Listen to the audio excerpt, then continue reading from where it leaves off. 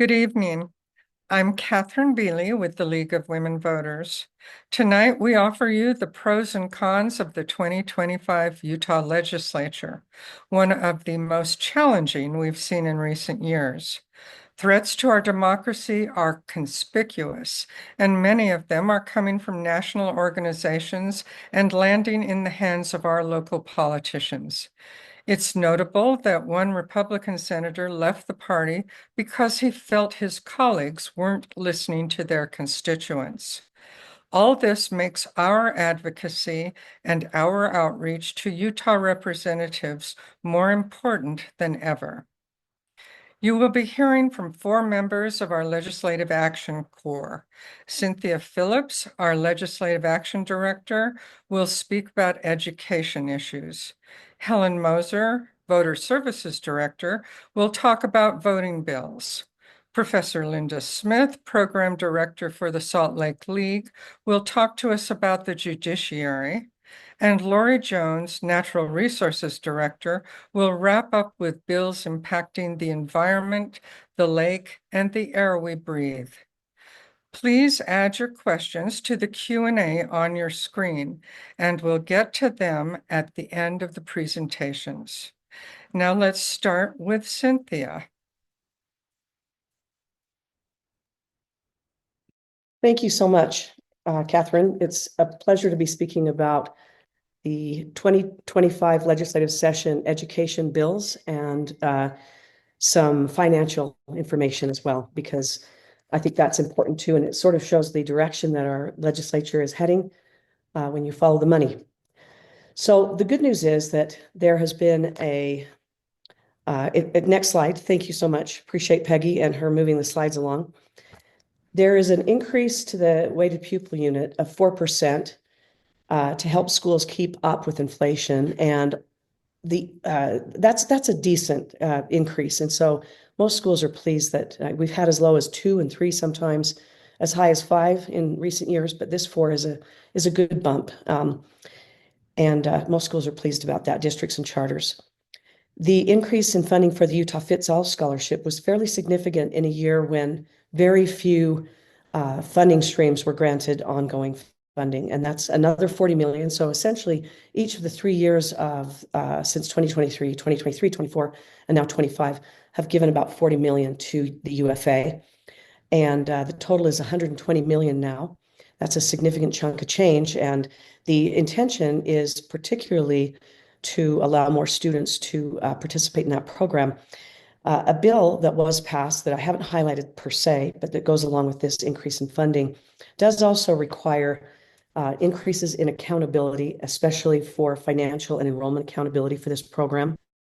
And it drops the amount from 8,000 to 4,000 that most, or 6,000, depending on the age of the student, that most homeschooling families who are participating in UFA can receive, in an effort to even have more students with that additional 40,000 participate in the program. So it's significant that both the increase in funding and the decrease in allotment will allow potentially double, or by a factor of maybe 30% at least, increase the number of homeschooling families that are able to participate in UFA.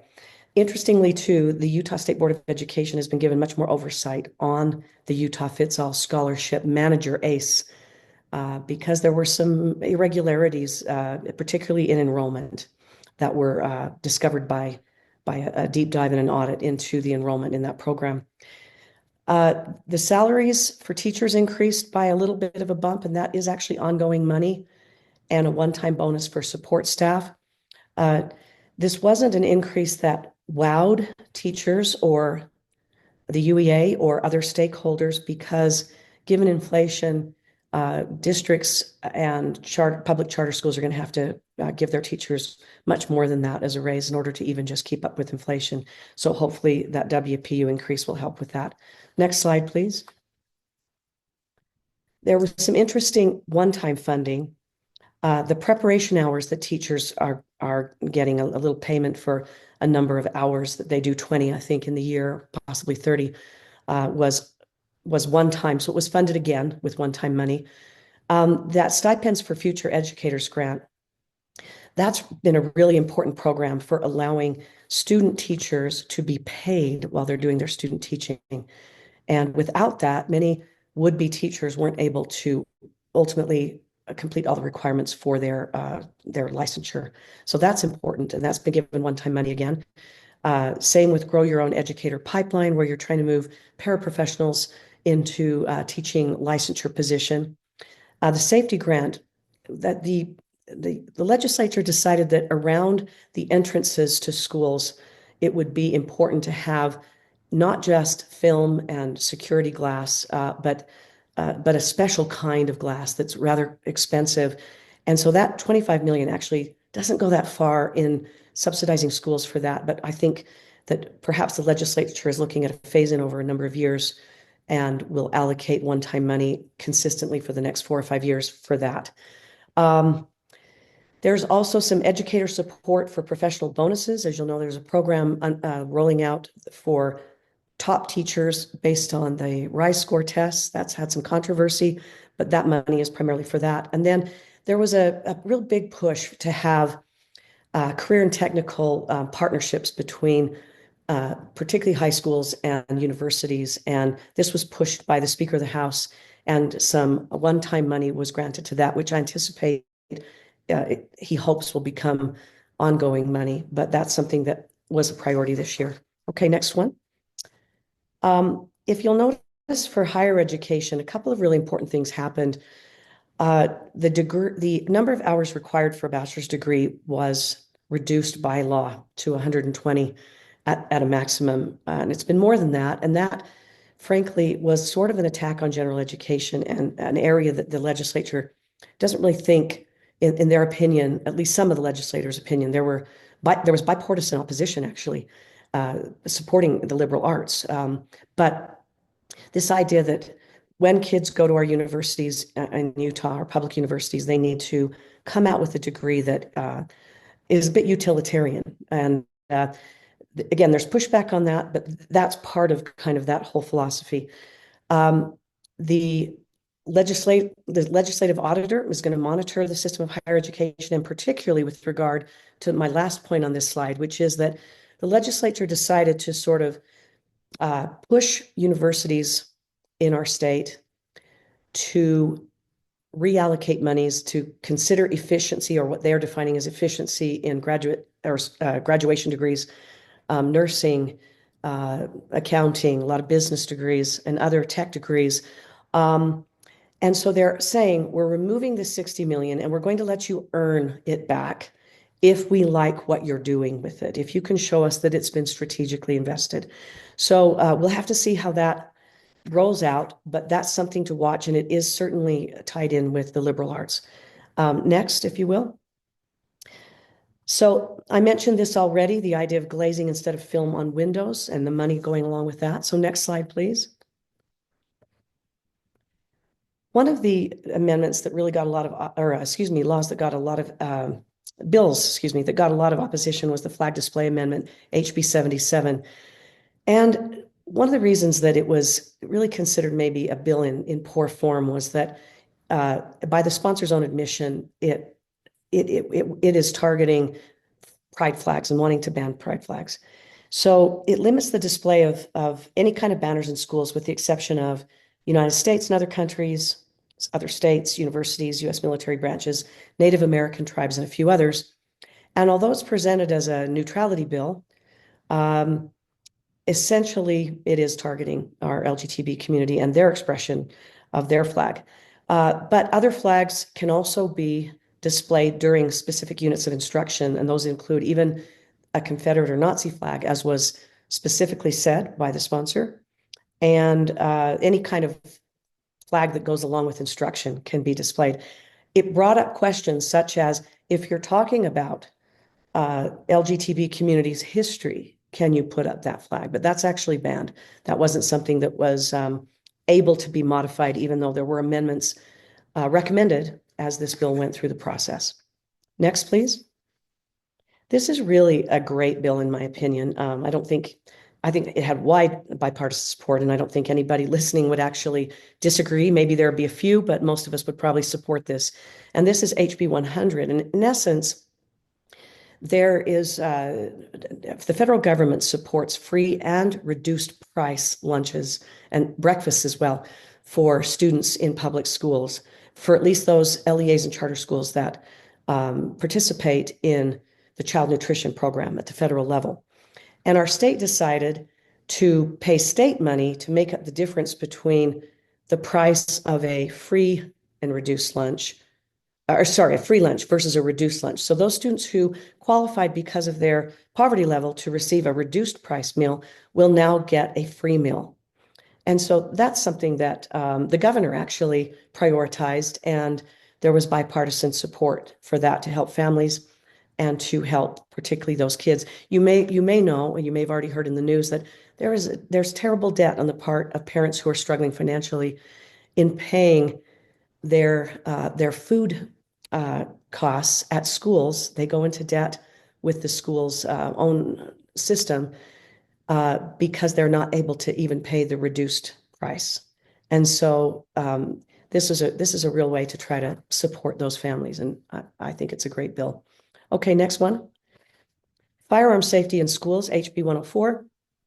Note that this sounds maybe scarier than it is. For those who are concerned about kids being, taught what might look like how to shoot a gun or some other thing, this was actually a bill introduced by a sponsor who was very concerned about the number of students who pick up a gun and don't even know what it is, and then have an accident in shooting a family member or themselves.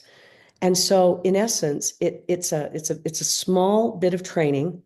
If you can see, 3 times between K through 6 grades, 2 times in middle school, 1 time in high school, 5 minutes. It's conceived of as a video that essentially parents can opt out of, but that essentially tells students, if you see a firearm, don't touch it and tell an adult.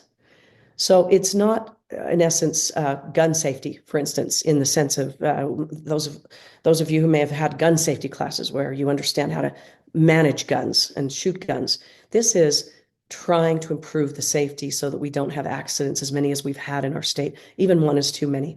So you can disagree or agree with this bill, but I think the intention was to improve safety and reduce accidents for families who aren't storing their guns properly, frankly.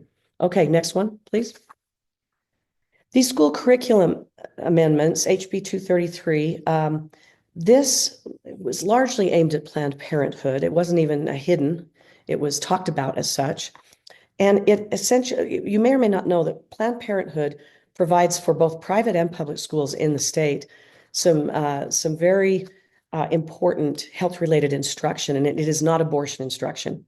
That's the state of Utah has very, very strict parameters legally on what you're allowed to say in a school that is health-related instruction or that is sex education related. And so it's illegal to actually talk about any of those things. But now Planned Parenthood, even with unbranded and sort of neutral curriculum that falls within Utah legal parameters, will not be able to provide what they've been providing, or any other entity that in another area performs elective abortions. So that's actually going to be for many schools an increase in cost, a hidden cost, because this was either provided very cheaply or free. Okay, next. We talked about the higher education strategic investment, and basically it's broader than just the 60,000. But this bill goes along with that funding bill that the money that you saw in an earlier slide, HB 265. It requires basically each university in our state to have a strategic reinvestment plan. Read into that, reinvesting in maybe what are considered more efficient and effective and needed majors, individuals we want to graduate with certain bachelor's degrees. And it does potentially put liberal arts programs in jeopardy, even though as disparate legislators as Senator Reeby and Senator John Johnson argued against undermining the liberal arts. And each of them are very educated individuals. One Senator Johnson, who is affiliated with universities, and Senator Reedy, who is a teacher. Next, please.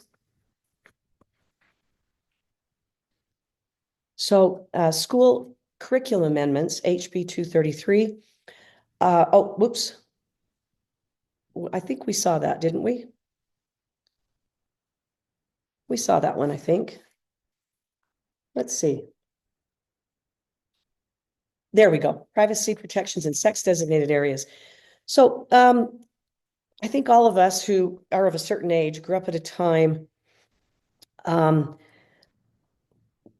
this is a little bit different one that I was thinking of. So I'll save that comment for another one. But this came about as there was a transgender student, a trans woman, who lived in was scheduled to live in a dorm that was designated for women at Utah State University.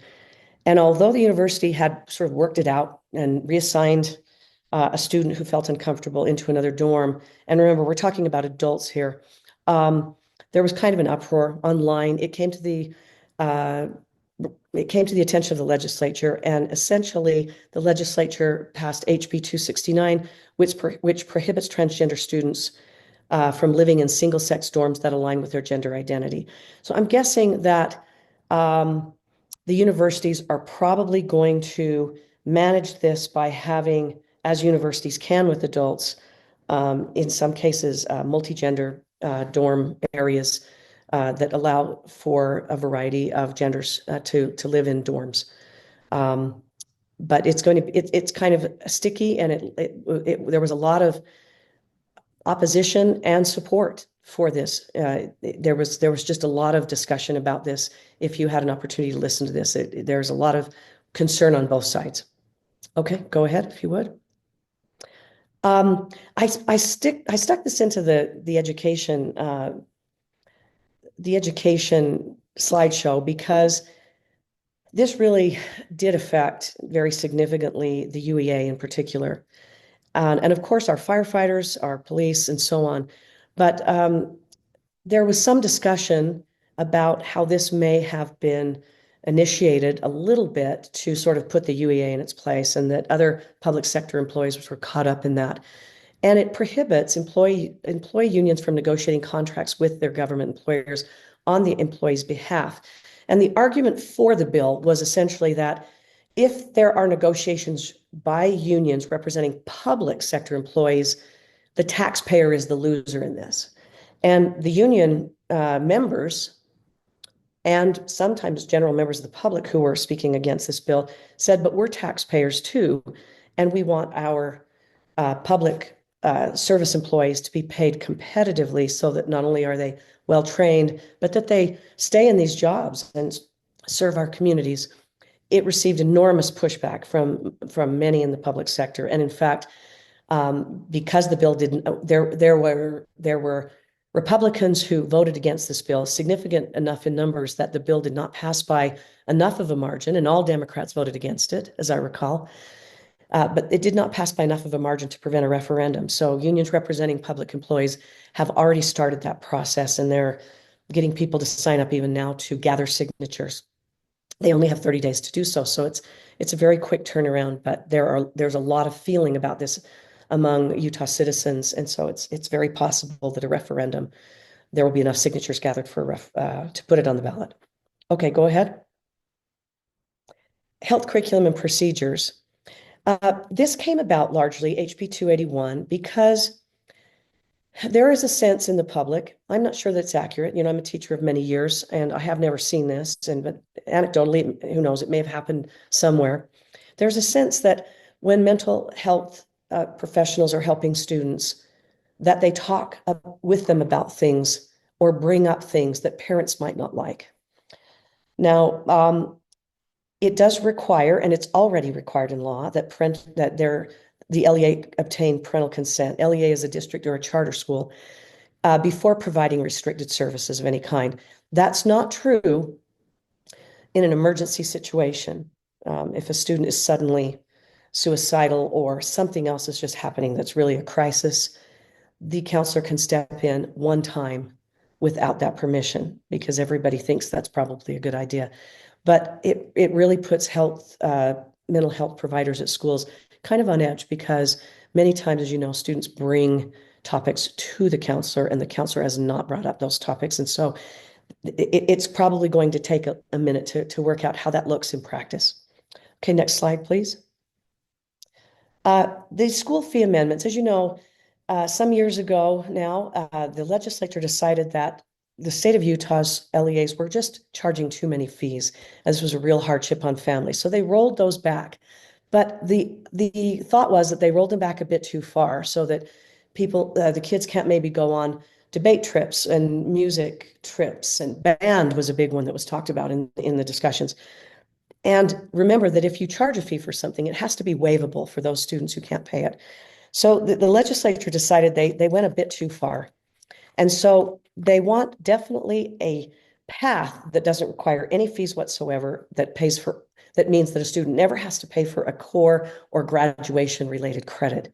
But it does define non-fee courses, or excuse me, fee courses that would be activities and programs that a student prefers and that are more like enrichment, that can be charged fees, but the fees again have to be waived so that students who can't afford them can still be in those activities. Okay, next. This is what I was referring to. Most of us remember a time when we, had to shower in gym in front of everyone and our PE teacher checked it off and whatever. We've kind of gone all the way to the other side now. And an LEA may not require a student now to undress in the presence of another. And they may meet the requirements of this bill by providing a space with a curtain or a single occupancy. It's going to be a little bit of some trouble because, as you know, most changing rooms are just kind of wide open. And so the LEAs are going to incur an expense here. And in some cases, their facilities might not really be able to accommodate even the curtains very well. So that could be a little bit of a snag that we're going to have to work out. But it does allow students a little more privacy. Okay, next. And devices in public schools, SB 178. You'll recall that this has been a big push. In the last legislative session, the governor, after it sent a letter around saying to schools and charter schools and LEAs, consider prohibiting devices during class time in public schools. And I would say that the majority of LEAs in public charter schools, just based on that advice and the data that's coming in, actually wrote policies that do that. So this is not going to be a huge transition. But at this point, class time, if you want your students to use a smartphone or another device in class besides the school's own Chromebook, let's say, you'll have to adopt a policy as an LEA or public charter to describe how and when students and under what circumstances students would be able to use that. So very educationally directed. And it does allow public schools to even go further than just banning the devices in classrooms. They can ban it during even transition periods, lunchroom, etc., passing periods, but they don't have to, based on this law. They have a little local control, which is good because depending on the age of the students in your school, the kinds of students in your school, and the needs of the students in your school. And keep in mind, this would not affect any students who, for health reasons, the bill specifically accepts those students who would need to carry a phone for health reasons or as part of their individual education program in an IEP for a student receiving specialized instruction if carrying a phone is part of that program and plan. And I think, Peggy, that might be the last slide, if I'm not mistaken. So hopefully that was a summary of some of the key bills and the funding. Thank you very much. Thank you, Cynthia. There is a lot in that to take in. Now we'll move on to Helen Moser, our Voter Services Director, and we'll hear about voting. Helen.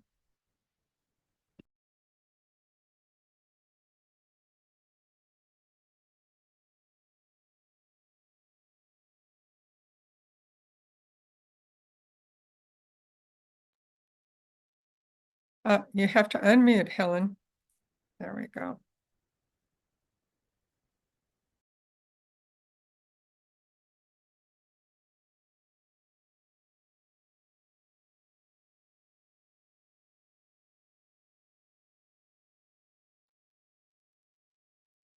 Are you having some trouble unmuting?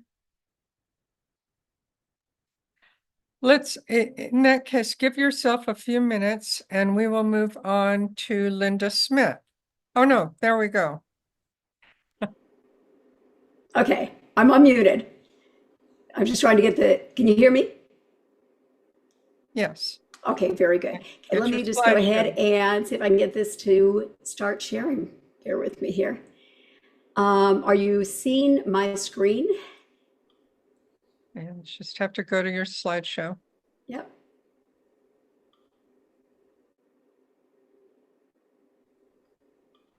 Are you seeing it? Yes.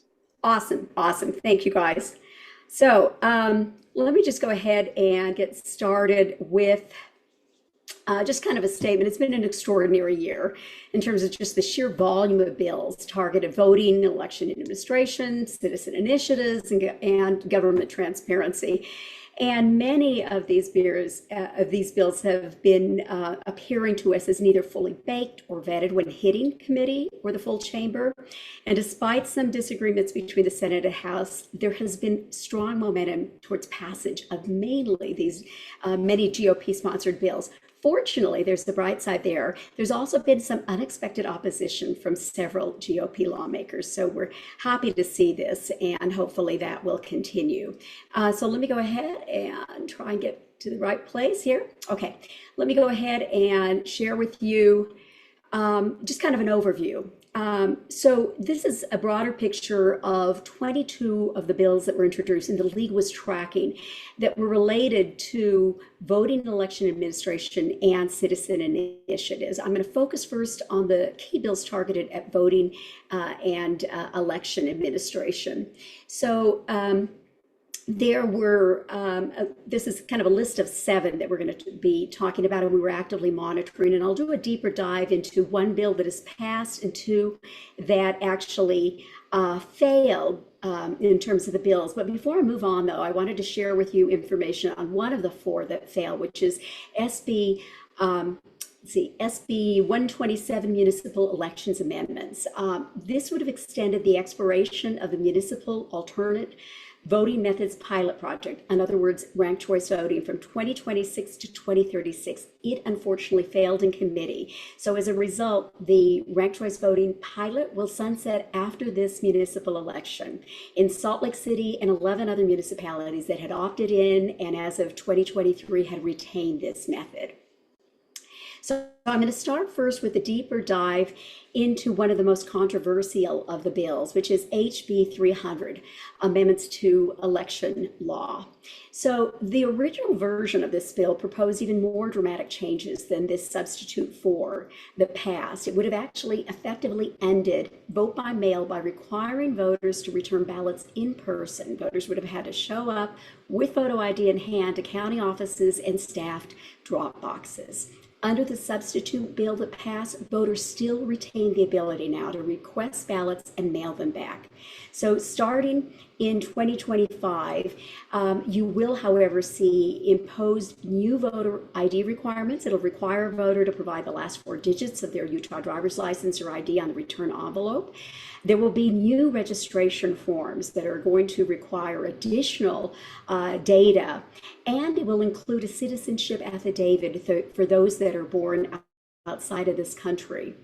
And they'll also have to indicate whether they want to receive the ballot by mail or actually vote in person. And then voters will need, starting 2029, to opt in to receive mail-in ballots. And that mail-in ballot kind of permission period will last for only 8 years. Voters who fail to vote in 2 consecutive general elections will not be sent ballots and will have to re-opt in. This is also imposing new reporting requirements on county clerks and requires the lieutenant governor to register with the Systematic Alien Verification for Entitlements Program, or SAVE, for voter eligibility verification for eligible immigrants to vote.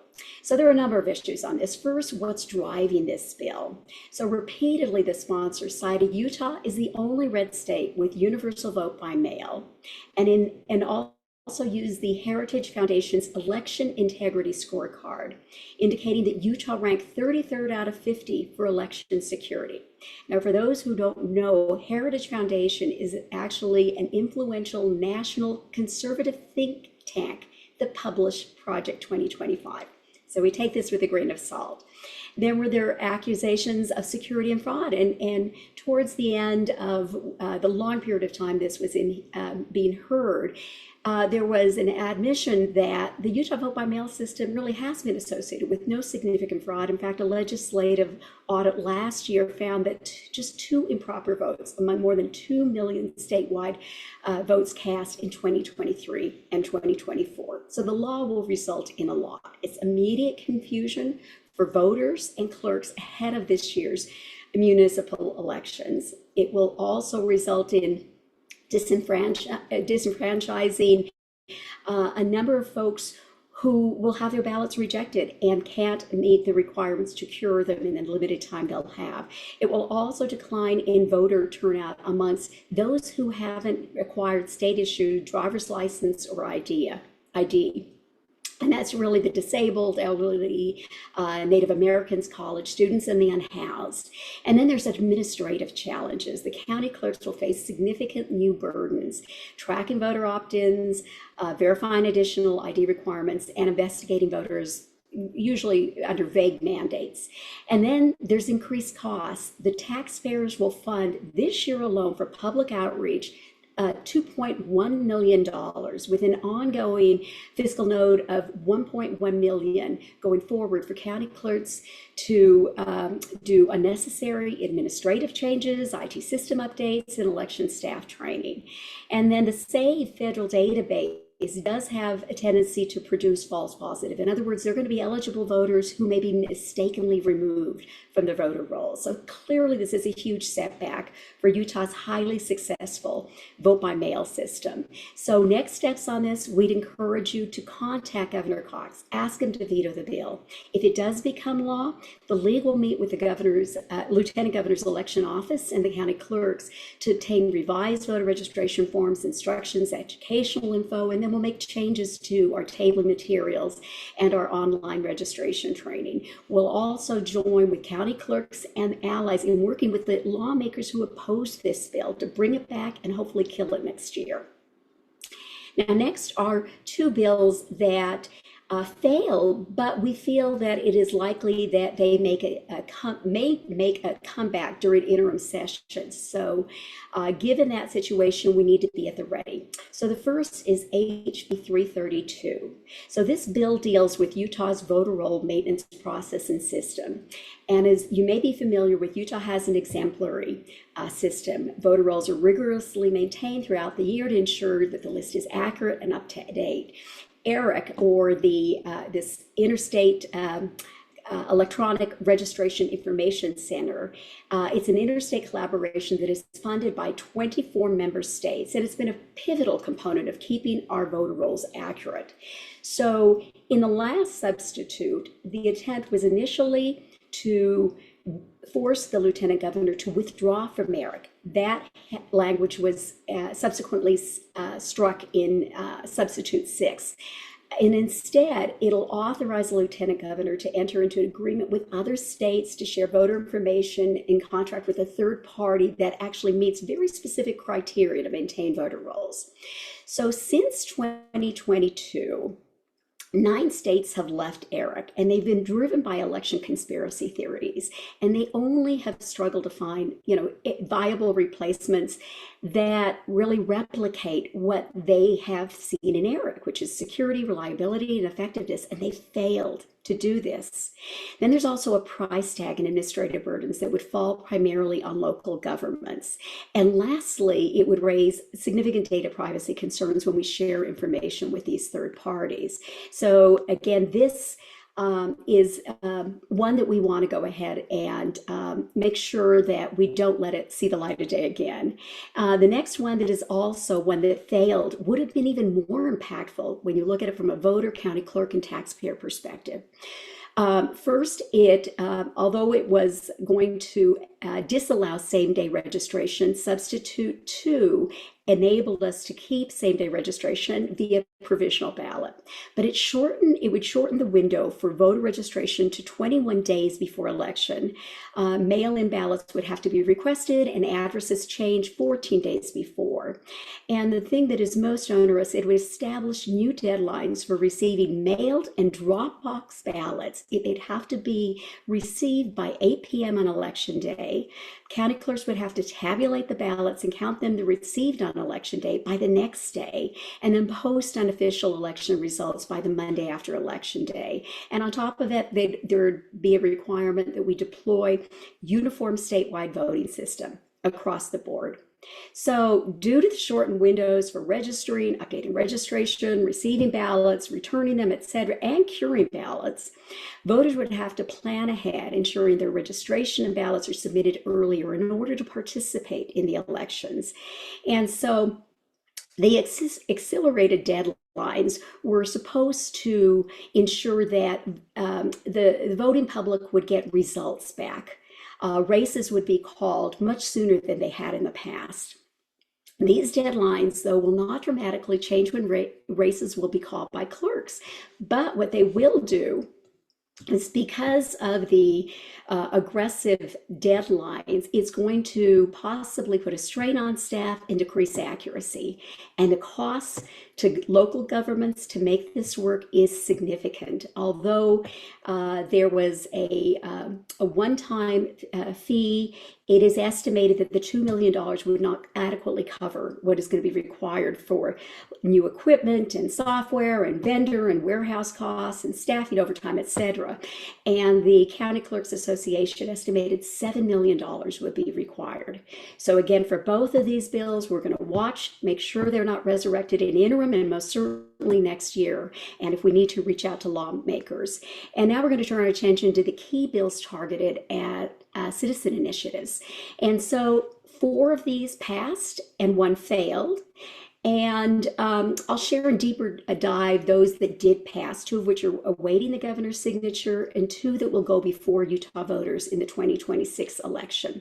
So let's start with what we think probably are considered the most innocuous of these.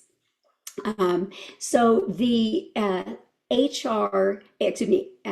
HJR, House Joint Resolution 10, proposal to amend the Utah Constitution, publication amendments, would propose a change in the Constitution that would strike the current language that requires the proposed constitutional amendments be published in at least 1 newspaper in every county of the state, and instead that they need to be published in a manner provided by statute for 60 calendar days prior to the election. So this is going to appear on the 2026 ballot, and if passed, would be effective January of 27. But it wouldn't just impact proposed constitutional amendments, it would also impact ballot initiatives. And until then, they're going to be costly and complex publication requirements on citizen initiatives. So we want to make sure that voters are aware of this and other constitutional amendments and measures on the ballots. HB 481 as ballot proposition requirements, and this is considered a companion bill to HJR 10. It would create the statute to allow the constitutional amendment to be published digitally and in its entirety for 60 calendar days, but on state legislative and Utah public notice websites. And again, this ballot initiative would match the same requirement of constitutional amendments. So the digital publication is then contingent on the passage of the House Joint Resolution 10. Sponsors mentioned they assume that most newspapers will report on constitutional amendments, but as Kathy, who actually testified in this situation, it might impact rural and other voters who don't take newspapers. So come January of 2027, we're going to want to make sure that voters are aware of where to view all constitutional amendments or ballot measures and where to locate it if they don't subscribe to newspapers. Now I'm going to take you through the ones that we consider as really threats to the citizen initiative process. So together, at the SJR, Senate Joint Resolution 2, and Senate Bill 73 would set unnecessarily high and in some cases almost impossible thresholds for ballot initiatives to succeed. It would undermine Utah's constitutional right to have their voices heard, and it will bypass the legislature and bypass the legislator when they have important issues and their efforts to influence policy through the legislature have failed. So here's what's proposed. SJR 2 proposes a constitutional amendment that would raise the voter approval threshold for initiatives from a simple majority to 60% statewide for any initiative that would impose a new tax or increase an existing tax or just shuffle where the revenue would be collected. So keep in mind, it doesn't seem on the surface to be a significant difference between, say, 51% and 60%, but Utahns approved the initiative on Medicaid expansion in 2018, and it passed by only 53.3% of the vote. Medical cannabis was passed with only 52.7% of a vote. So a 60% threshold makes it significantly harder for citizen-led measures to pass, while lawmakers can comfortably impose new taxes with a simple majority. So in advance of the 2026 election, we need to make sure we're letting the public know about the consequences of this amendment to their voice through the initiative process, and then join with other allies to encourage the public to vote no. The other one that is, again, really difficult is the SB statewide initiative amendments. It would actually require statewide ballot initiative organizers to include in their petition application a detailed description of how the new law, if approved by voters, would be funded and whether it would require a new tax or a new type of revenue.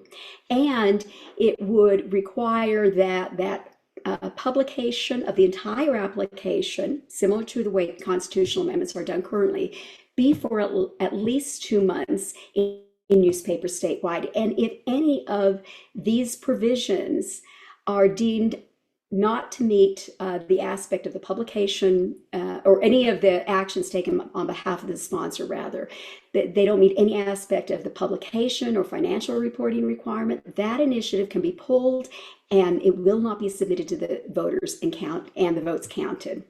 So currently it is projected to, given the costly, very complex new requirements on initiatives for publication, it's currently projected that $1.4 million would be required by an initiative sponsor in order to publish an initiative in its entirety in newspapers statewide for 2 months.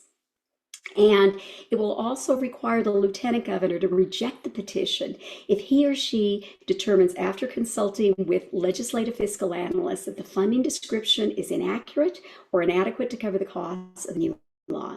And even minor errors would result in votes being thrown out entirely. So next steps on this, we must encourage Governor Cox to veto this. And if not, there has been mention by Senator Escamilla kind of at the late stage in the last hearing, and that she would be proposing a bill allowing ballot initiative sponsors to engage with the Lieutenant Governor's office and legislative fiscal analysts in estimating the fiscal impact. So help them to prepare this so it wouldn't be as onerous. And so we would join forces with the good senator along with our allies to propose such a bill. So that concludes really what we have on the ones there. Again, there's so many more that we could share with you, but the ones that we want you to keep kind of front and center. And Kathy, do you want me to go ahead and wrap up now, or would you like me to go on to the others? If you've got something short, by all means. Yeah. I'm just gonna take us forward then to 2 more bills, and this is dealing with government transparency. So bear with me as okay.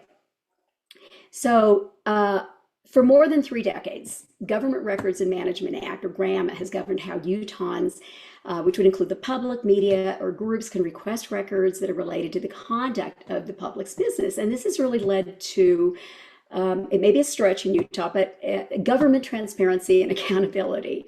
So if that request is denied and disputes arise, the State Records Committee for the last 3 decades have been responsible for determining whether that denial should be upheld if the requester appeals.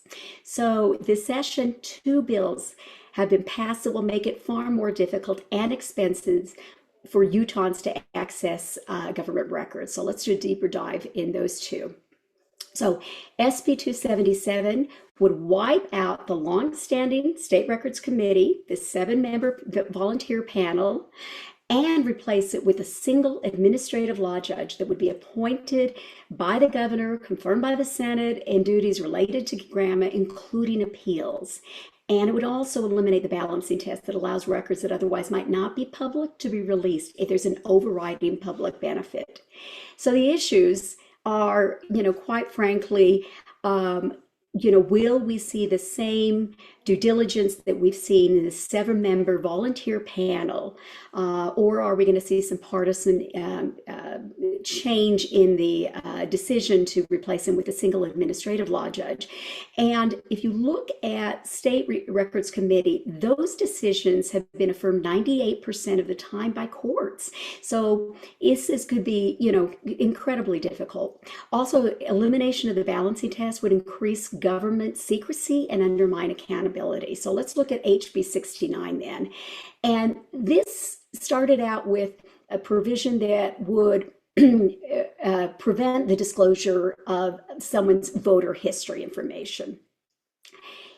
It also has a provision that enables a district court to assess against a GRAMA requester the attorney fees and costs incurred in connection with a judicial appeal to determine whether they're entitled to records via records request. So essentially, it would prevent someone who successfully gets access to records on appeal from recovering their court costs unless the government showed bad faith. That means that they could incur an expense opposing the government, even if it's decided they should have been given the records in the first place. So if these pass, GRAMA requesters, and these are primarily average Utahns just exercising their legal rights to know what their government is doing, they'd have to take on the vast resources of their government without hope of being made whole, even if the court agrees that they should have received the information. So it's an added financial burden that would really deter the public from just in general appealing a denial and obtaining requested records. And worse, if bureaucrats know their agency won't ever be on the hook to pay fees when they lose, there is no incentive for them to diligently comply with transparency law. So that concludes government transparency, and I'll pass it back to you, Kathy. Thank you, Helen. There's a lot to think about there.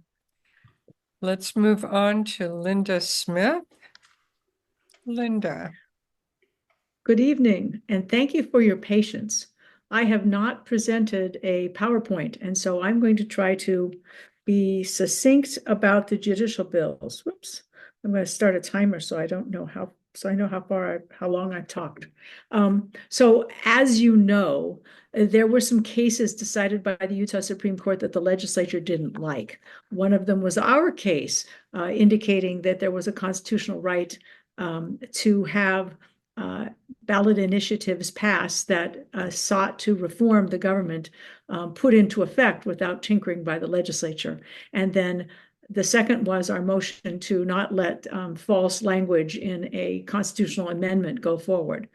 So the legislature was inspired to come up with bills that would punish or discipline the judiciary, which is a terrible thing because it's important that there be a separation of powers between the 3 different equal parts of government. So let me just go over the bills that were presented and what happened with them, and then some ideas about what we should do next.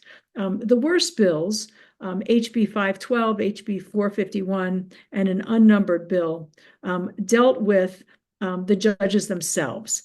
HB 512 would have ignored the really excellent Judicial Performance Evaluation Commission that exists, that has substantial representation by the legislature and the governor's office, and that reviews judicial performance by surveying lawyers, surveying jurors, surveying court staff, having neutral observers in court, and looking at the data of the judge's output and having the commission do a blind assessment of the judge's performance and recommend retention or not, or whether they complied with the requirements for retention.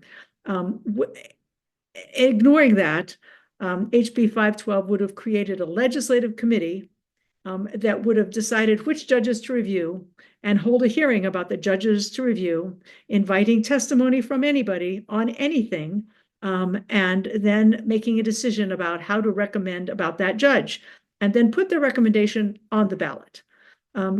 Lisenby announced that this was being done because people didn't know enough about judges, although people could find out a lot about judges if they would go to JPEG's website. HB 451 would have raised the percentage of positive votes to retain a judge to 67%, and an unnumbered bill would have packed the court, expanded the number of justices on the Supreme Court so that we could put in some people we really like to counterbalance the people we don't really like. In any event, the bills that sought to attack the judiciary finally got the attention of the bar in a serious way. Something like 900 lawyers signed a letter saying this is a terrible attack on the independence of the judiciary. And the justices themselves and the Judicial Council, which is the governing body of the judges, spoke out and said, these bills are unacceptable. We cannot have the legislature telling the public how to vote on which judges to retain based on, who knows what. So the sponsors of those bills backed off and ostensibly said they would work with the judges over the course of the next year to come up with a bill that's acceptable and that would allow the public to know more about the judges when they voted about who to retain, because, oh Lord, the public apparently doesn't know enough. Even though there was something like a 30% increase of people going to JPEG this last year. Anyway, those bills are on hold. We don't know what's going to happen. Presumably, they won't bring something forward that the judges and the Judicial Council don't agree with. And you could, provide people with more raw data about judicial performance. Okay. Then the bills that got passed. Brady Brammer was leading the charge to discipline judges in light and correct the things that went wrong in the League of Women Voters case, in the Planned Parenthood case. Senate Bill 204, the right to appeal amendments, started out by saying if the state lost an injunction about a bill being unconstitutional on its face, then the state could appeal automatically to the Supreme Court, and during the appeal, the injunction would go away. So despite the fact that the judge found that the law was likely unconstitutional and the plaintiffs would likely win, the likely unconstitutional law would go into effect right away. Well, that was crazy. Brammer and Weiler both said it was based on a Texas bill, Texas law. I researched Texas law and sent them an email saying, here's Texas law, and here's the Texas Supreme Court decision that says, no, of course, the appellate court can put in place an ongoing injunction during the appeal. And Moret and also argued that this should be sent to Ledge Council for an assessment of its constitutionality, because it's clearly not. And miraculously, that really bad part of the bill went away.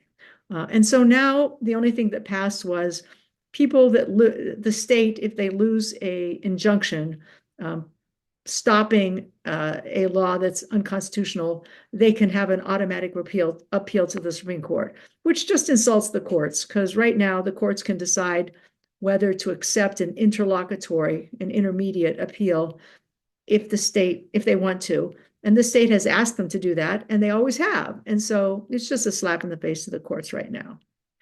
SB 203, the judicial standing amendments, started out by saying, addressing third-party standing and standing for membership for associations, without defining what an association was. But we think it might have been thinking about the UEA and the League of Women Voters.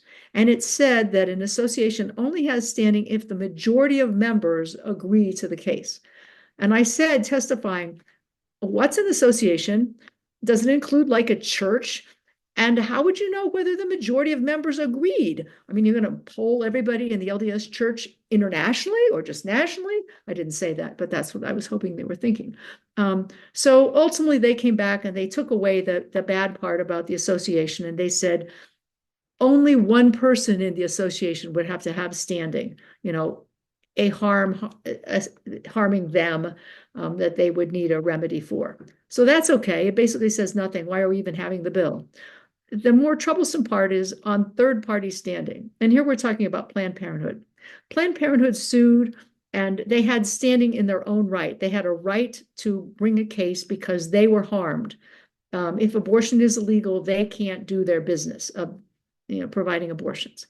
But they also sued on behalf of their patients, third parties. And the law says you can represent third parties, have third party standing, if it's a significant burden for the third parties to bring the case, if you have a relationship with the third parties, and if the third parties' rights will be harmed if you don't bring the case.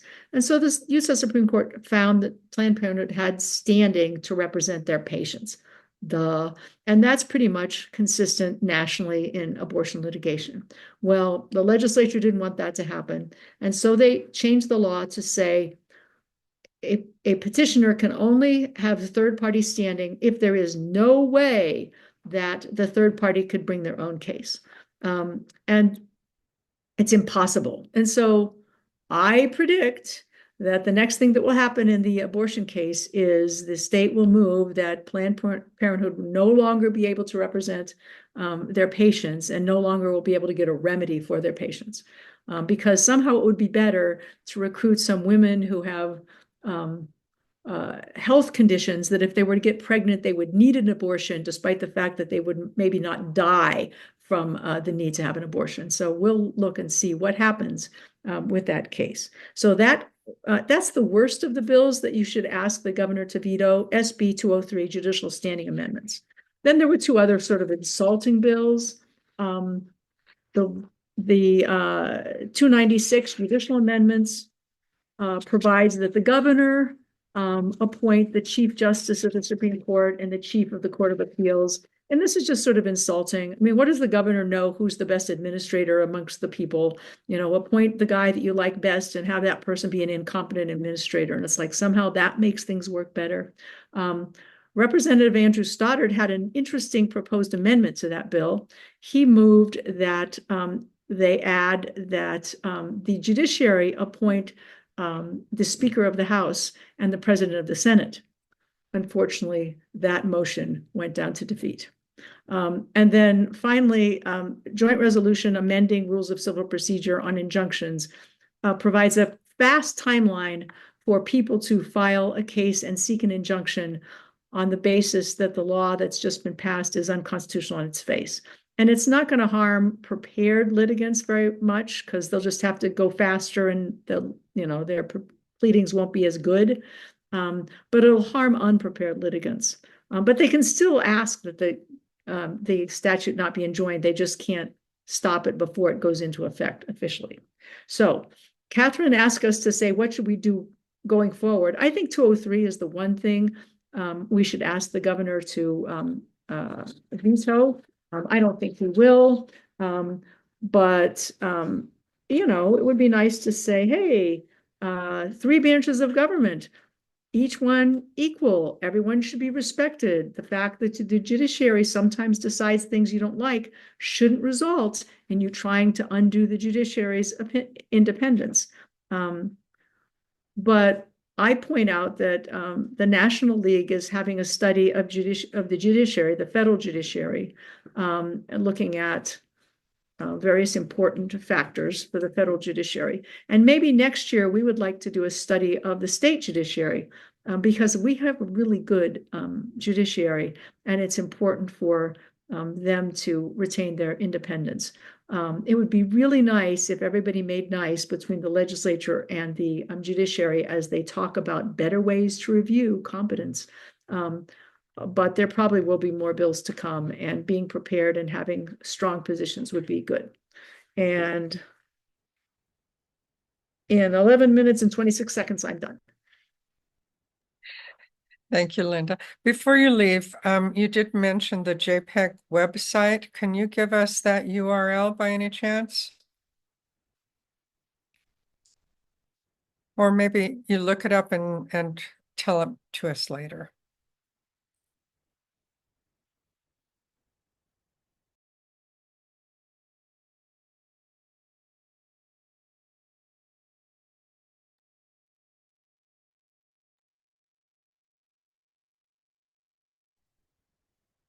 Linda, Should I go ahead?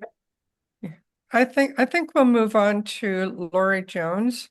And Linda, you can put that in the chat and I will tell everybody later. So Lori. Hello, everyone. I'm Laura Jones, and I am the Director of Natural Resources. And my slides will be just a few highlights because I want to direct you to some really great summaries. Natural resources arena is huge. So we look at what's happening with Great Salt Lake, water around the state, nuclear energy and other clean energy is a big hot topic right now, air pollution, water pollution, agriculture, and so many more things that we're paying attention to. So if I were to go into all of that, we would be here for a long time. I know some of you are tired. Peggy, change next. So an overview of the legislative session from a climate perspective. This wasn't our absolutely worst year. It wasn't our best year. We were it wasn't as bad as with the voter initiatives and voter amendments and the citizens initiatives. But some major themes were clean energy versus fossil fuels, especially nuclear. Governor Cox kicked off prior to the session with a big push for nuclear power, looking at mini nuclear plants. I wanted to let you know that the National League of Women Voters does not have a stance on this, and our Natural Resources Steering Committee is trying to gather more information. A good friend of mine who is an engineer has said that we don't have a lot of information yet because some of what they're proposing has not been done before. Water conservation and development were other issues. I have to say, Great Salt Lake did not come up a lot this year because it was directed by Mike Schultz and Stuart Adams that they were going to hold off until they collected more data. But there was lowered funding for water conservation. A lot of the bills, Doug Owens presented quite a few bills, and a few of the Republican senators did too, but none of them passed. And allocations for dust mitigation. 2 years ago, you might have seen the really huge dust storm in the valley that was coming from Great Salt Lake. It was kind of eerie, actually. So dust comes off of Great Salt Lake when it's extremely low. And that dust has toxic chemicals and minerals in it, such as arsenic. So Governor Cox actually requested $651,000 to pay for dust monitors and a full-time employee. Unfortunately, only $150,000 was allocated for this. If you wanted to see everything that was allocated, I put a website in there to the for the Great Salt Lake News. They have the Great Salt Lake Collaborative. They've been doing an excellent job of keeping track of all that. Emissions reductions were something we're going to get into. Critical mineral development has continued to be a big issue. Wildfire mitigation came up a little bit, and there was some success there. Federalism has been embedded throughout many statements on joint resolution for Utah wanting to take over the federal public lands. That in itself is a very, very long topic. But one of our league members, and she was president of Southeast Utah, now they're a league at large. Her name is Carrie Dabney. She and her family have developed an excellent website about our public lands. If you want to know really what's true, go to her site, America's Public Lands, and that should have an S on it. I'm just noting it. .com. That link should take you through there. They've gone all through the history of it. Her husband, Walt Dabney, used to be the director for Arches and Canyonlands National Park. Carrie was a natural park ranger for many years. So I want you to take a look at that. Next, Peggy. Water conservation map. There was some increased funding for some water infrastructure and conservation programs, but as I mentioned, not many bills made it in that area. But House Bill 274 water amendments did pass, and that is putting in tiered water rates to help. If you use more water, you're going to pay a little bit more. So that was a good bill. House Bill 311 is one that's kind of dicey. It started out as a good bill. It could have significant negative impacts on Great Salt Lake by damming of the Bear River. It also gives the state water agent a little too much power to work directly with the Board of Water Resources on settling water project priorities, and we're worried about limited visibility there. So that will be one that many advocacy groups will be watching to see what happens. The impact of the House Bill 274, of course, long-term water sustainability. Some of the bills that didn't pass encourage responsible usage and ongoing drought concerns. Not that much done was to limit overall water usage. And many people still believe that a lot of the problem needs to be addressed with farmers on how much water is still being used for growing alfalfa. But the farmers are notably worried too. Many people, as I look out my window right now and I'm seeing snow and water, many people think that, oh, we don't have a problem at Great Salt Lake anymore. Well, I want to encourage you to double check that. So I put in Grow the Flow, their link to their web tracker, and they have a new dashboard, which is giving you up to date, up to the minute information on the Great Salt Lake. How full is it? How much of the lake bed has been exposed and other data. And you will find that we are by no means out of the woods for the Great Salt Lake. It's quite scary. So another source, I put a link in there to Great Salt Lake Audubon. So those are some of the many great resources for looking at what's going on with water in Utah. Next. Clean energy and emissions is a big topic. There were lots of legislative actions for tax incentives for renewable energy projects. Solar was taking a beating, though, and we think that has to do with keeping coal and gas going for longer periods of time. House Bill 212 is one by Christine Watkins that we were happy to see go through, advanced transmission technologies.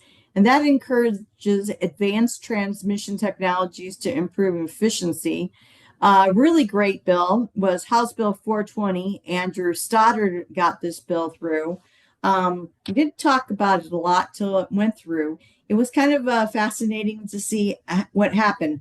Halogen emissions amendments is the bill.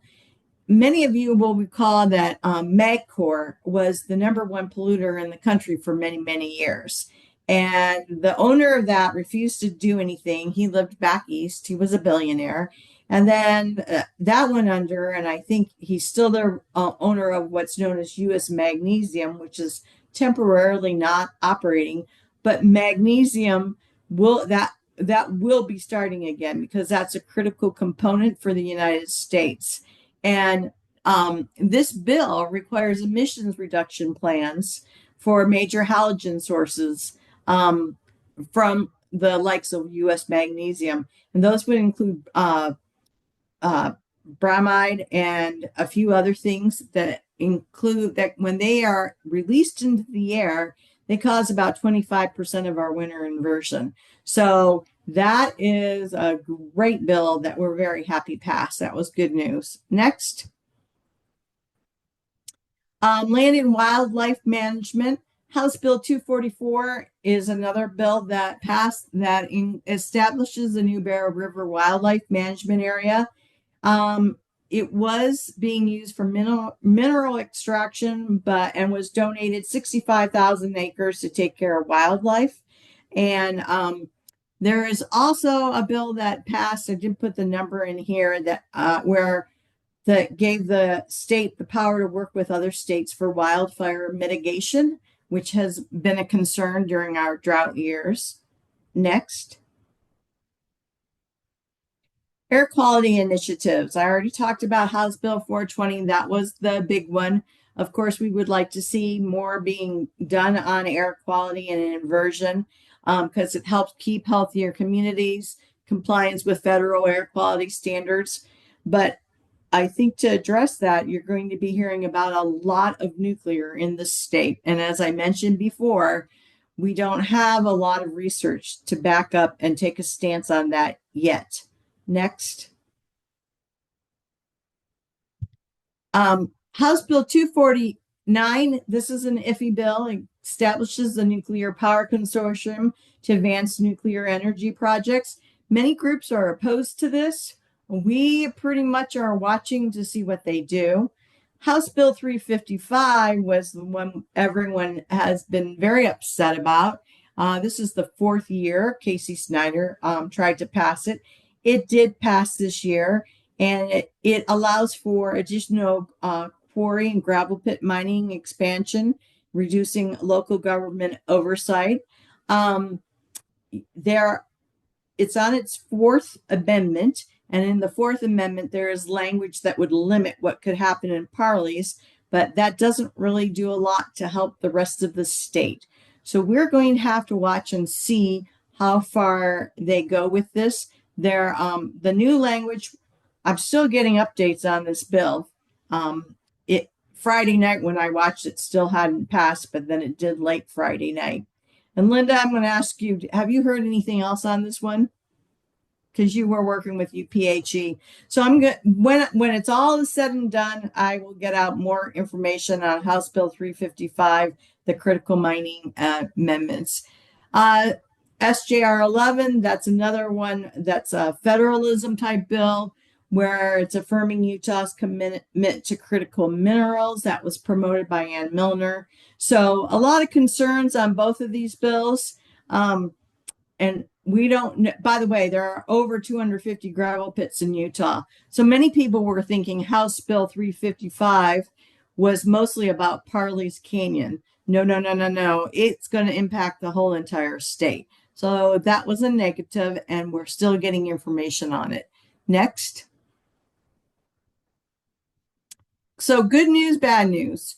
Senate Bill 337 was rolled out. That was the land use and development amendments by Senator Cullimore. That was rolled out Friday night before the end of the session.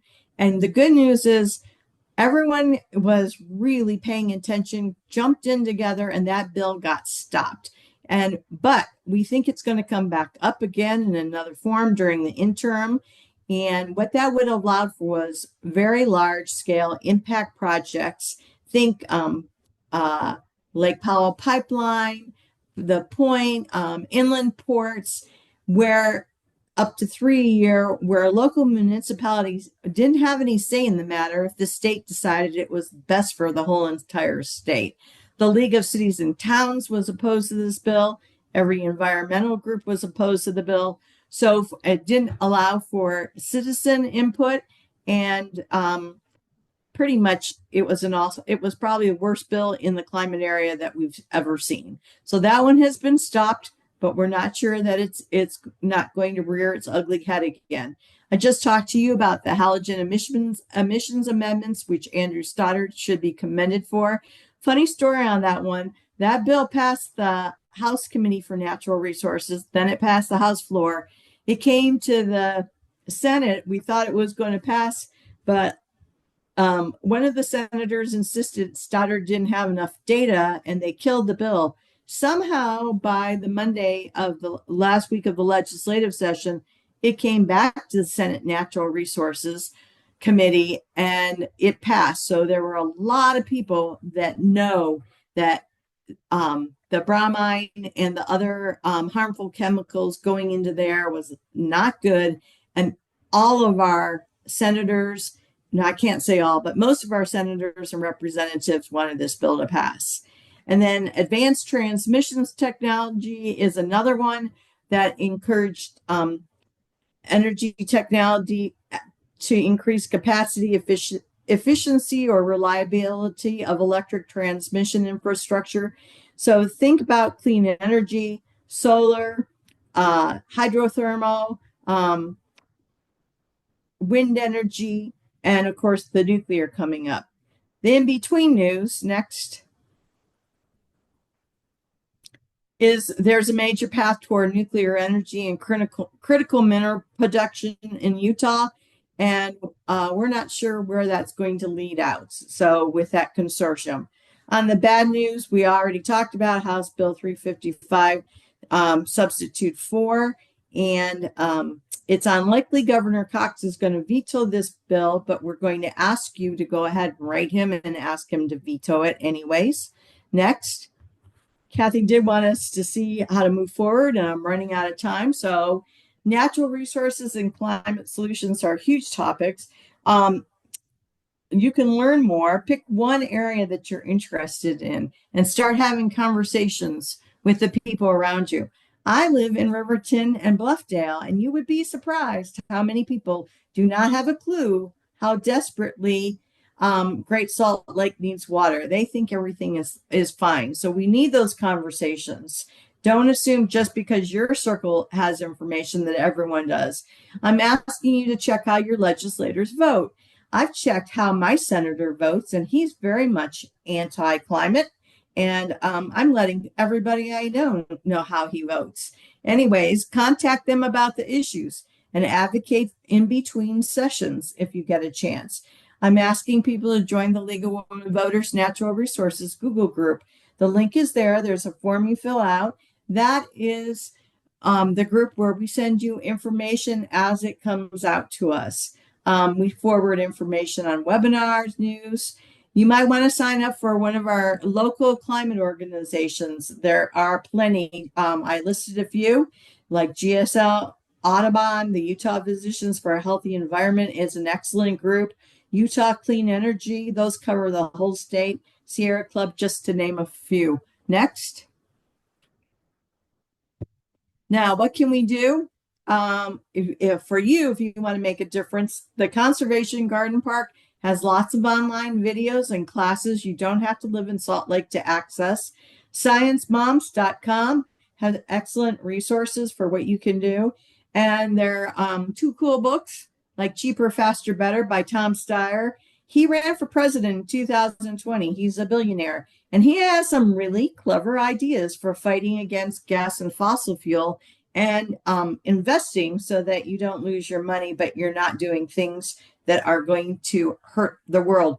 Both of these authors have good, positive solutions, and they tell you don't root for the end of the world. Anyways, thank you for your time. And like I said, we'll get more information out to you when we hear about House Bill 355. Thank you, Lori. So you can see this is just a small sampling of our Legislative Action Corps. We would love you to join the League and then join any of these committees. They are hardworking, as you can tell. There have been a lot of bills. What were there, 950 maybe this year? So it's a lot to cover. We do have a couple of questions. First of all, I will give you the URL for the JPEG judges. It's https :/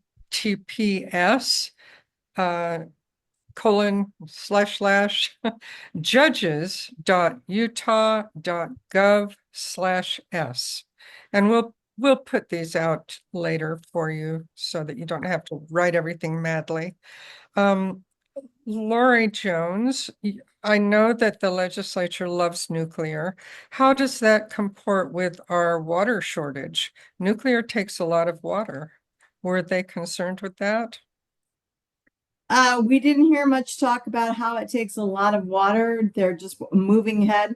There's pros and cons on the nuclear. We do need to look for clean energy sources, and what they're proposing are the mini nuclear power plants. We also know that AI centers require a lot of water, and so they're looking at different ways of getting electricity and energy to those AI centers that don't, and data centers that don't require as much water. But no, that hasn't, that's what they're looking into when they form these consortiums and panels. And that's what we need to start gathering information on too. Okay, thank you. So Jolene Whitney is asking if we also cover healthcare, housing, transportation, and human services. We do. We need more observers in our Legislative Action Corps. I will move for a minute to Cynthia Phillips, who is our Legislative Action Director. She can tell you a little bit about that. And then she also wanted to talk a little bit about next steps for education. Cynthia? Yes, we do have observers who cover those areas. And one of the things that typically we do is make sure that whatever we talk about is something that aligns with the priorities of both the National League and priorities and positions that our Utah League has chosen. So one of the things we encourage our LAC members and all of our members of the league to do is let their voices be heard on things that matter to them, impact on issues. I can see Linda Smith holding up our impact on issues. And typically that means that, let's say there's something in education or in healthcare that I really care about. I can go and testify as a citizen about that, even if the league doesn't have a position specifically on that. And we took a position on childcare, for instance, this year in our Utah League, but we certainly want healthcare for women and good healthcare for everyone. And we have some social justice issues, but our league specifically has to take positions on those before we put them front and center in our legislative priorities and the way that we promote or oppose or support different bills. And then I just wanted to make a comment about education. I missed the memo on saying how we should go forward in the topics we were covering. But the thing you need to watch for in education, there were a number of bills this year, and they did pass. They were technical, and I didn't highlight them per se, but because one of them deals with charter schools and what's called a local replacement fund, and another one deals with the way that property taxes that districts have voted to use for education, how that's handled. But an overall thing to watch for is this. Both of these bills, as was the amendment that was voided in the last election, intended to take money that is earmarked currently for education and move it into the general fund. So one of the things that we need to watch in education is not only more money going to the Utah Fits All Scholarship, which many would argue doesn't allow for financial and outcome accountability for public tax dollars, and concurrently more money that is currently earmarked for education being diverted to the general fund in a way that skirts around the Utah Constitution's requirement that income tax go to education. So if you can collect income tax, direct it towards school funds, and then sneak it out of school funds and into the general fund, arguably that's unconstitutional. One of them, particularly the property tax one is a little bit more in the gray area, but that's a trend we're seeing, is moving money out of education into the general fund. Thank you, Cynthia. So let's move back to Linda Smith. She needs to unmute herself and show us the impact on issues. So this is the book that the National League puts out, Impact on Issues, and it has all of the positions that the league has taken. And Cynthia mentioned that the National League has a position on childcare. Utah League has a position on childcare. We followed the one childcare bill this year that went down to terrible defeat. That's an example of a social justice issue we followed. Housing, I don't think there were many bills. There's funding. So I really think if one person is really interested in housing, doing a deep dive on housing is certainly going to be supported by the impact on issues and our social welfare positions. I actually had two questions about a different area, if I can do that, Kathy. On HB 300, am I not correct, Helen, that HB 300, which passed, also requires that the ballot be received by the end of the election day? Correct. Correct. That, All that wasn't ballots, whether highlighted. And in my view, that's the worst part of the bill. Mhm. Because if people are going to keep their ballots in order to study and then mail them, and they mail them 5 days ahead or 6 days ahead and they don't get in, it's not going to be counted. And I think going forward, there should be a study, a grandma study, in how many ballots were received after the deadline and essentially thrown away. Because I think that is, people need an answer right away, Well, you're not going to get an answer right away because it's going to take a while to cure ballots and so on. So having this hard deadline that it has to be in at election day, I think is really dysfunctional. And we Yeah. could do some work in studying that situation to make some inroads into the future. Yeah. And then I want to ask a question on. And to your question on that, though, one of the things that they will be requiring that the county clerks count is the number of ballots that were received. But to kind of paint a picture of how complicated this is and the kind of chaotic pace they have to keep up, particularly at some place like Salt Lake County on election day.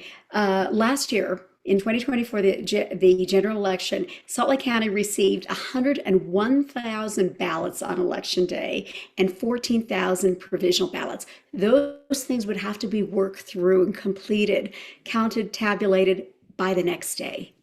And then cured by the Monday, the week following, with the results shared with people the Monday after election day. So this sense of urgency is absurdly, it's just impacting in such a negative way. And then it'll further undermine the confidence in our electoral system as we have people disenfranchised because their ballots are not received in time.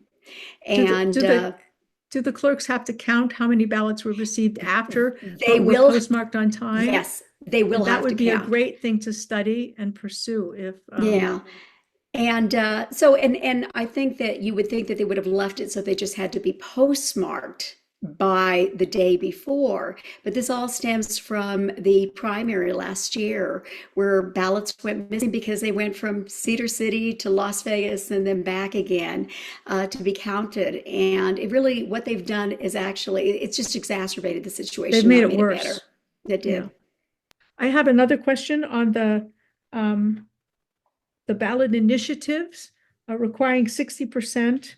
Requiring the fiscal analysis. It strikes me that may be unconstitutional if the public has an equal right to make law to the legislature. Is anybody going to challenge that, do you think? Well, Linda, we have our attorneys looking at this now, so we'll get back to you on that. Helen, I will say that it was concerning to me that all the national news looked at HB 300 as a phase out of mailed ballots. Yeah, it didn't quite. It was started down that path, but you saw how many iterations it went through and how delayed it was. And it was in part because the legislators heard loud and clear from their constituents. They did not want the elimination of vote by mail. So it tempers the ability for people to participate if 445 gets passed, but come 2028 and going into 2029, we just need to make sure that folks are well informed and do everything possible in terms of our communication, what we share with people at tabling events and such, about how important it is that they know they have to request a ballot going forward. Again, that's assuming it gets passed. Yeah, I think it was the opt-in issue that was concerning. One other question. You said ranked choice voting, the pilot project failed. Does that mean that municipalities cannot do ranked choice voting, or will they be able to choose to do it? No, it ends. It ends because it had a sunset date of January 1st, 2026. And Todd Weiler was attempting to extend it for another 10 years.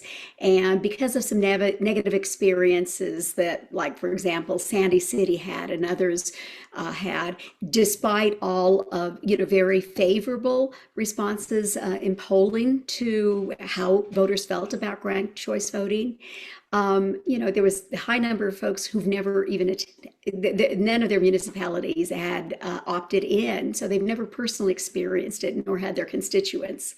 But no, from what I gather, it will come to an end. This last election will be the last one that Salt Lake City and 11 other cities will be able to do using it. So this is a situation that, local doesn't matter, and the interests of local and support of local municipalities and moving forward with it made no difference.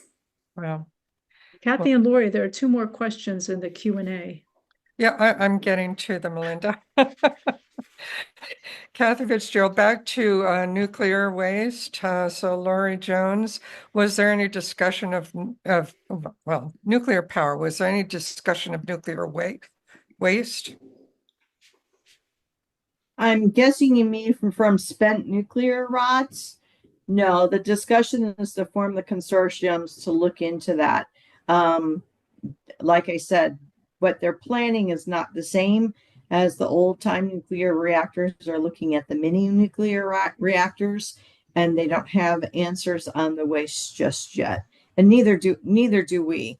I do have a friend in California I'm going to be meeting with who's managed to decommission 22 nuclear sites to see if he has new information, but that's all coming up. And the nuclear power was pretty new this year, the push to it. So Okay, thank you. So there's another question. How can you, not for you necessarily, Lori, but how can you decrease income taxes and allow for enough money to flow through education regardless of the earmark? So I think that goes back to Cynthia. Yes, and that's a very good question. The minute you decrease income tax, you automatically decrease the money available to education through that funding stream. And many would argue that our education here in Utah is underfunded, given the number of kids we have, given the per pupil allocation. We are one of the lowest in the country for that per pupil allocation. So you're right to question that. Now, one of the things the legislature has done, because they saw that there was a decreasing demographic of school-age children nationwide, and that includes Utah, that really starts to, 2 years ago, you had a kindergarten class entering that for the first time in my lifetime was smaller than the graduating senior class in Utah and across the nation. So you do see a slow inch toward a declining demographic. And so one of the things the legislature did, and because you have, inflation, sometimes you have different kinds of sort of variables related to education funding, and that includes even property taxes, the portion of which goes to education funding. You have an education stabilization fund that was created, and this was to ensure that schools and districts, charter schools and districts, were held harmless when there were fluctuations that could undermine even, the stable amount of education funding that our state gives, regardless of whether you think it's enough. And so the state does occasionally draw on the stabilization fund. Many would have argued that they put too much into that. In some ways, some of us are worried that if the earmark changes, that education stabilization fund would be available then for other general fund purposes, and that it's really, in part, the legislature's way of having a savings account for the general fund eventually, if they can get changes in the earmark.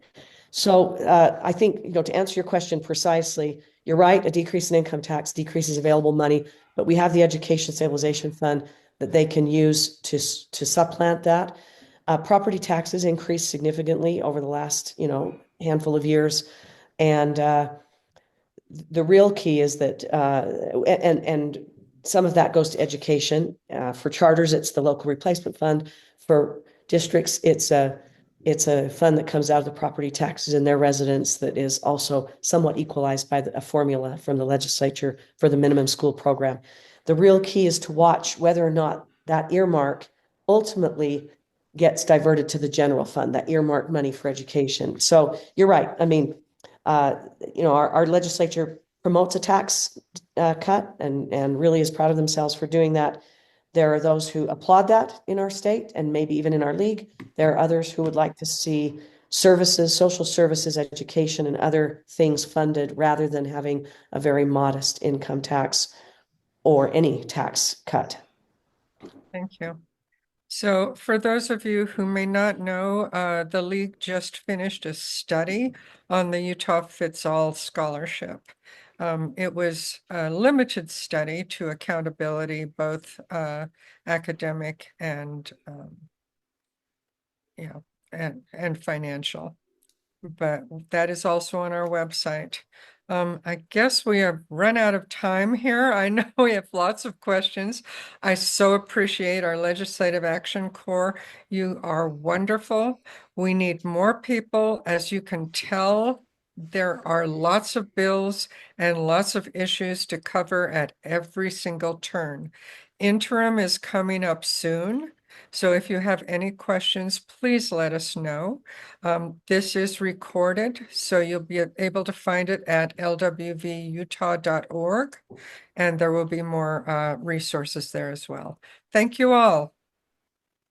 We'll see you later.